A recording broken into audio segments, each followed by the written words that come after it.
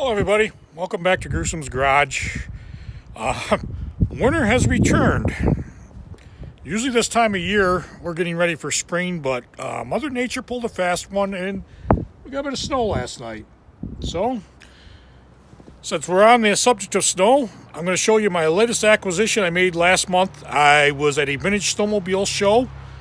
It's called the Great Eastern Whiteout. It's up in Fulton, New York. It's a pretty big event. And I happened to be going through, and I found the first snowmobile ever that I bought on a payment loan. Actually, the first vehicle I ever bought on a payment loan when I was 16 years old. And it happens to be this. It's a 1980 Polaris TX-C snowmobile, 340cc. And as you can see from the pictures, it's rough. And the price kept lowering during the course of the show because I don't think the guy wanted to reload it. And being, I was sentimental, so I kept going over and looking at it, remembering all the good times I had as a teenager on mine. And I actually went to the ATM and took out a couple $100, and I went back and said to myself, if the guy takes the money, fine, I'll load it on my truck. If not, then I'm walking away. I went back and offered him the money, and he took it. So my wife, Mrs. Gruesome, was not happy when we got home with it. But she goes, you don't need another project. And she's right. But the whole point of the garage is bringing dead vehicles back to life. And believe me, this is dead. This is probably, it was better off it left as a parts sled for somebody, but that's not how we do things in the garage. We take vehicles that others would walk away and try to get them back on the, in this case, in the snow, with a car obviously back on the road, but same thing with a motorcycle. But on this one, we want to get her back on the snow. Let me tell you, in the day, these were fast.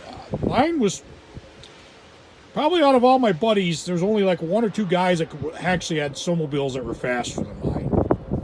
Mine would move for that era. I mean, compared to the new sleds now that go well over 100 miles an hour, yeah. But I'd like to say it's got good bones, but I'm not even sure about that. But it is here. It's mostly complete except for the seat, and I've already got a seat for it. I had to source this air box. It came with a raw air box. So those are the first two acquisitions I made. I've got it outside right now because I had to use my lift.